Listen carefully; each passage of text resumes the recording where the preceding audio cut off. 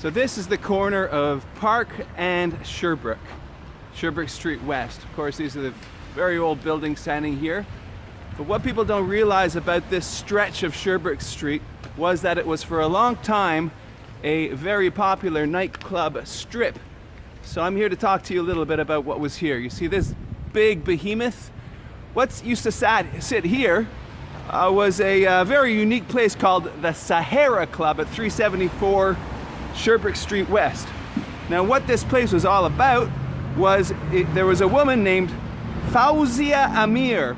She was a belly dancing star who came to Montreal because the gambler Harry Shipp was a big fan of hers. And so she really pushed her technology, I should say her public relations, to the building would have been just like this, to some real cornball stunts, like she would ride a camel into a place to push the popularity of the belly dancing experience, which of course it was a kind of a taboo thing. There was not much fleshiness in Montreal bars at the time. So what we had was Norman Olson, who I actually personally knew.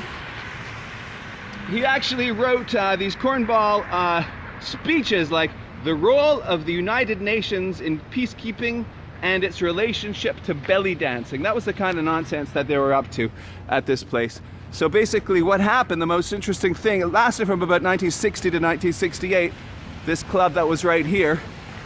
Perhaps the most interesting thing, Jean Drapeau, the mayor, was always trying to close it down, okay? So it didn't really work because they would invoke the cultural aspect of belly dancing. So Harry Shipp was actually shot in the legs at this place.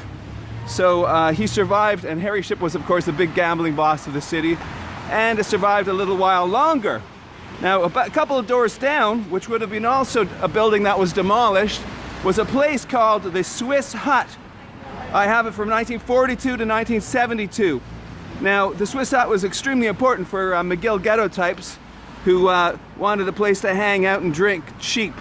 So of course Nick Oftermeyer, people like that era, used to always reference the Swiss Hut.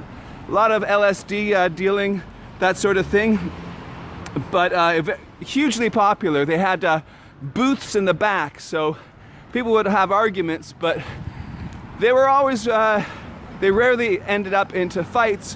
Why?